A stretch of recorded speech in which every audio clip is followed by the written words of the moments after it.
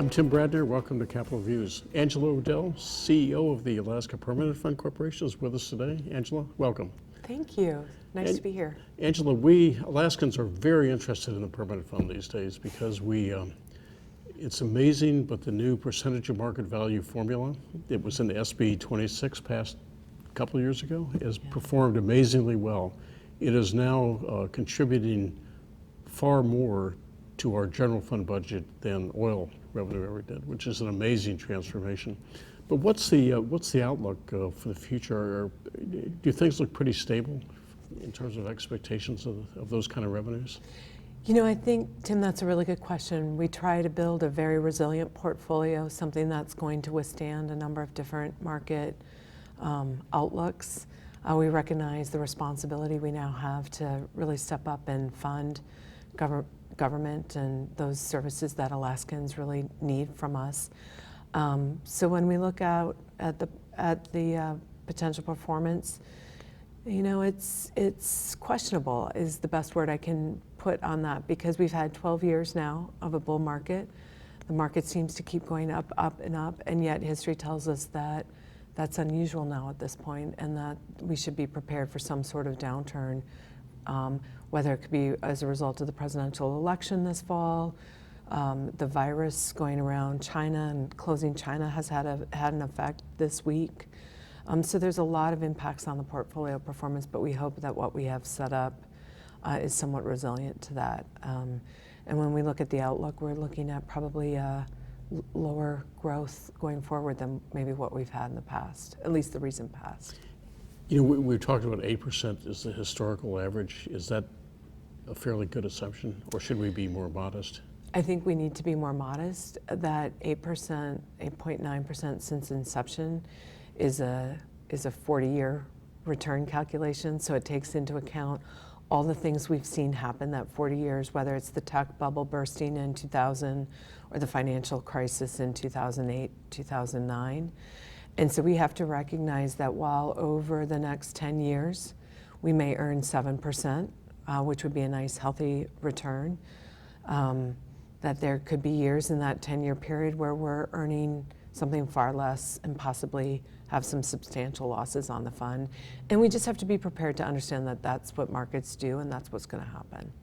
Well, the way the POMV is set up is it by statute, it will, well, next year it will draw 5% of the earnings of the fund. So that in theory would leave a spread in terms of, if the market return is 7%, it would leave 2% that would remain of the earnings would be retained in the fund, which I guess would offset inflation. Is that the way to look at that? That is the way to look at it. So the trustees have had, for quite some time now, a long-term investment goal of achieving 5% plus inflation.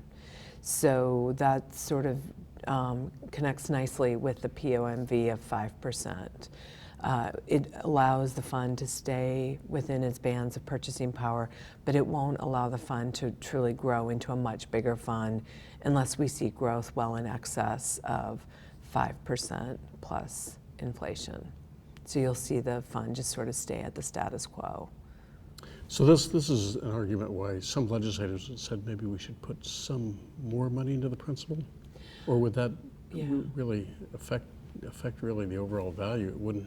Really, it's sort of neutral, isn't it? Because the earnings reserve earns the same amount as the principal, as the corpus. So. It does. I think where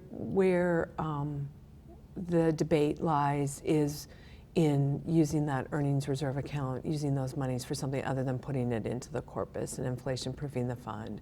So if that money leaves the fund because it needs to be used for ad hoc in excess of 5% draws, or it will have a target on it for that purpose should it stick around. And so I think some legislators do feel that by diminishing that amount, moving it into the principal, it saves it for future generations of Alaskans, protects the size of the fund for what it is today, and is there to generate additional income for those future years and doesn't get spent on current year needs.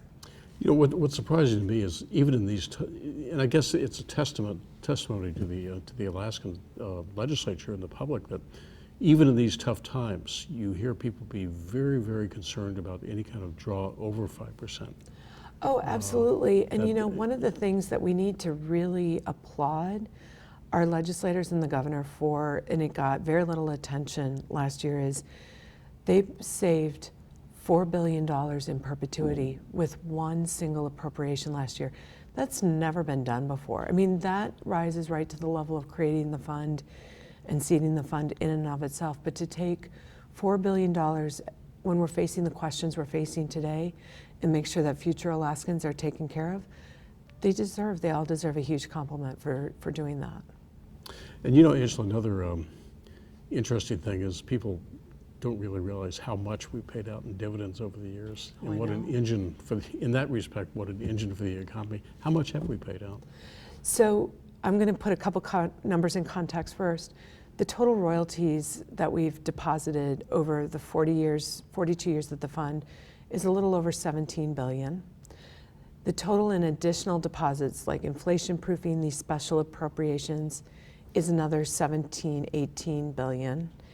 And then the fund has unrealized earnings, so that's how you get to the math of where we are with the 41 billion that's in the corpus today, the principal account today, 47 billion. And we've paid out 27 billion in dividends over that 40 years. So when you think about all of that activity that we've done all that, and the first deposit was in February 1977, it was $734,000. And so it's a real testament, as you said, to Alaskans for thinking about the fund, being very conservative in a sense of being very protective of the fund, but the investment into Alaska that this fund has created, whether it's paying for state services like we do currently, or it is putting that 27 billion in dividends over that time period and helping small businesses or saving for college education, whatever you use that money for, it has generated a tremendous amount of economic activity. Well, Angela, thank you for joining us. This is Tim Bradner, Capital Views. Thank you for joining us tonight.